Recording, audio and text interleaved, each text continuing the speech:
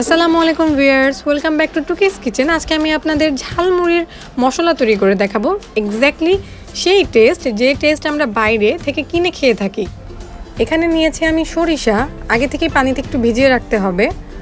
দেন নিয়েছি কত ধরনের মশলা, এগুলোকে আমি একটু টেলে নিব, দেন ব্লেন্ড করব। আমি এখানে একটি দারুচিনি নিয়েছি ভেঙে, 4টি এলাচি নিয়েছি, সামান্য জয়ফল নিয়েছি, একটি তেজপাতা, একটি লং নিয়েছি এবং 5 ফোড়ন নিয়েছি। এগুলোকে আমি একটু টেলে নিব।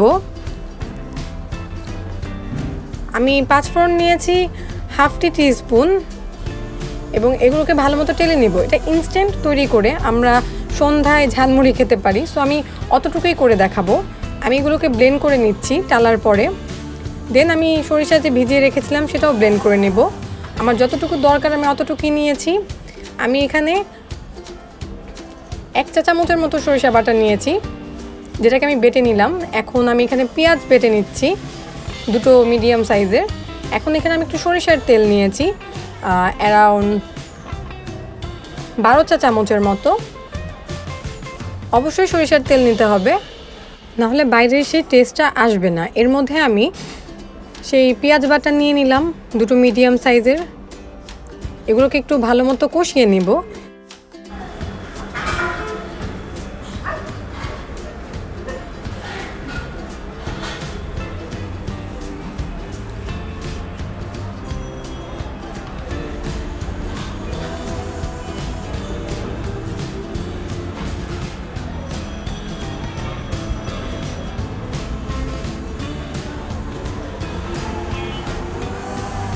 অ্যাড করলাম 1 চা চামচ আদা রসুন বাটা, ভালো মতো কষিয়ে নিতে হবে।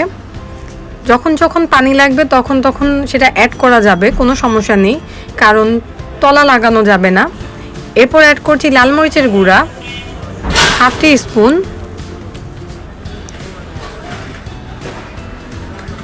প্রত্যেকটা মশলা অনেক ভালো মতো কষাতে হবে। এরপর অ্যাড করেছি হলুদ গুঁড়া 1 চিমটি,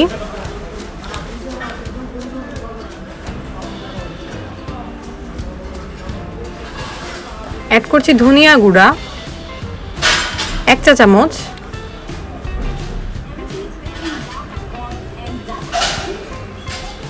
প্রত্যেকটা মশলা ভালো মতো কষিয়ে নিতে হবে। আমার টোটাল 12 চা চামচ সরিষার তেল লেগেছিল।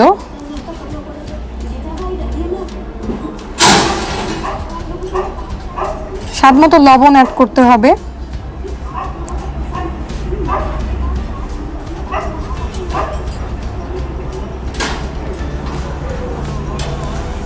এবং আমি যে মশলাটা রেডি করে রেখেছি সেটা অ্যাড করলাম। এগুলোকে ভালো মতো কষিয়ে নিব। আর যখন পানি লাগবে সেটাও অ্যাড করে নিব, যাতে তলাটা লেগে না যায়। এই কষানোর শেষে আমরা লাস্টে সেই সরিষা বাটা অ্যাড করব, তাহলে ফ্লেভারটা অনেক সুন্দর আসবে, ঠিক সেই মুড়ি বিক্রি করা মামার হাতের মতো।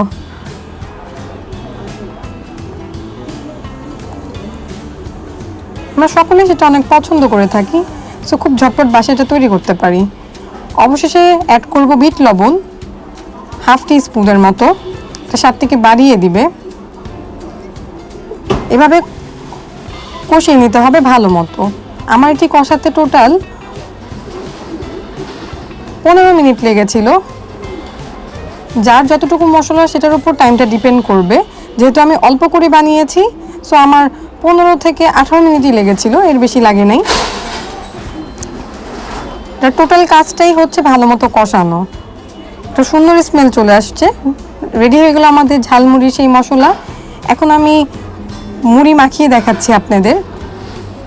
আমি এখানে সামান্য সাদা মুড়ি নিয়েছি, অ্যাড করব সেই বানানো মশলা, পেঁয়াজ, ধনিয়া পাতা আর একটু চানাচুর। আমি এখানে কোনো ডাবলি ইউজ করিনি, যেহেতু আমার খালি খেতে ভালো লাগে।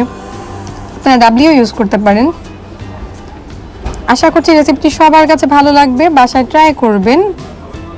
এবং যদি রেসিপিটি ভালো লেগে থাকে অবশ্যই আমার চ্যানেলটিকে সাবস্ক্রাইব করবেন এবং আমার সাথে থাকবেন।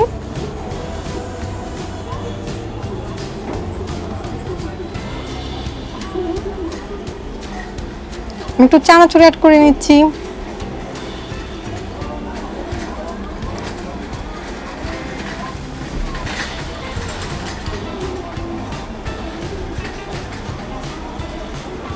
রেডি হয়ে গেল আমাদের সেই ঝালমুড়ি। সবাই সুস্থ থাকবেন, ভালো থাকবেন। আগামী রেসিপির আমন্ত্রণ জানিয়ে আজকের মতো বিদায় নিচ্ছি। ধন্যবাদ। আসসালামু আলাইকুম।